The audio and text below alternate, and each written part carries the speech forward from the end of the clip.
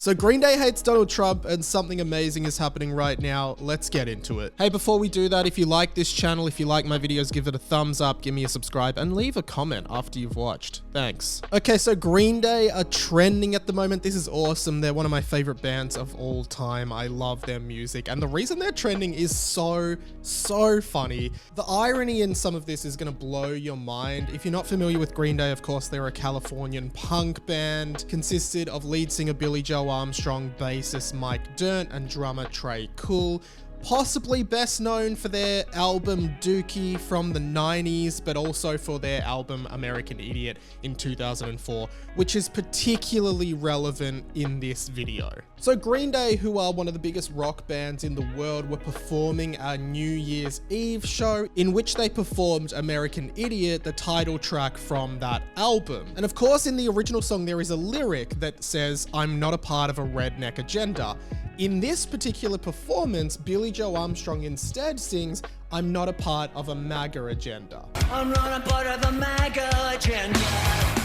Of course, being a massive shot at Donald Trump and the entire Make America Great Again campaign and the entire Republican movement in the USA, a lot of people online are really shocked by this from Green Day, almost offended by the fact that a punk band like them could possibly have a political message in their music, which to me is the most hilarious thing that I need to focus on in this video. And I think most of what I'm about to say can be summed up by a very ignorant tweet from clearly a very uncultured Green Day fan. At Steffi P for Liberty says, "As a punk rock girl, this turns me off. Stop bringing politics into music." Wow, Steffi P, really? Really? You're upset that Green Day is bringing politics into music?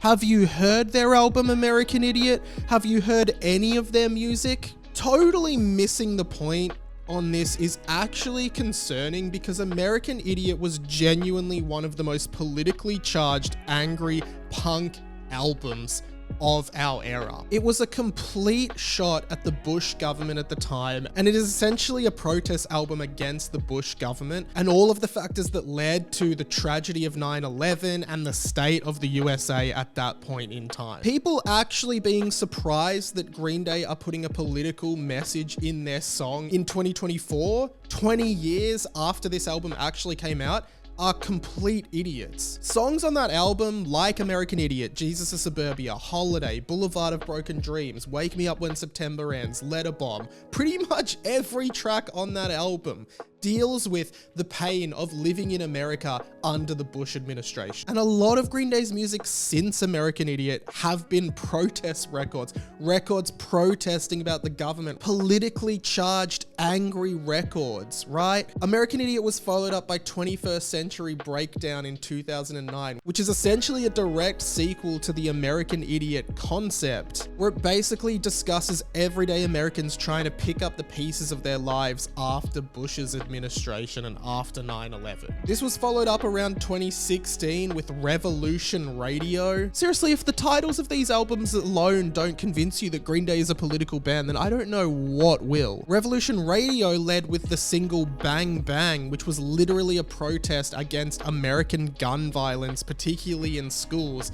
and the government's inability to act on it. It talked about the disillusionment of the American male and why so many young men were becoming violent and going on shootings. And their new album Saviors, which comes out in a few weeks, is clearly political. The lead single is literally called "The American Dream Is Killing Me." The fact is, Green Day's music has always been fundamentally political, and that's because they were a punk band. The entire punk movement is political. Imagine listening to punk music and thinking it shouldn't be political.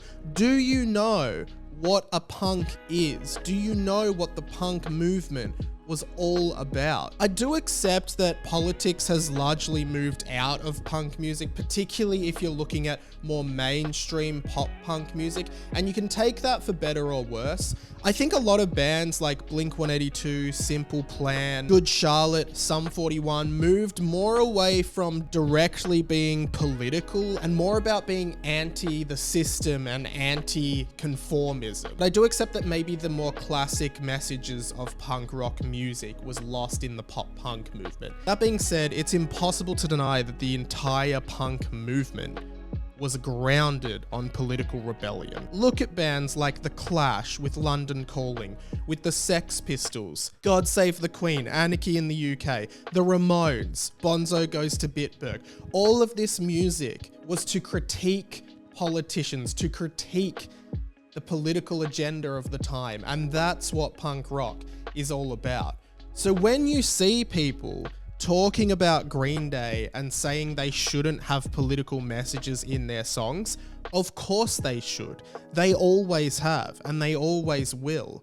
Whether you like it or not, Billy Joe Armstrong is a really political dude. And he wrote a groundbreaking album that was such a vicious reflection of the USA at the time. To think that their music shouldn't be political is a fundamental misunderstanding of what that band actually is.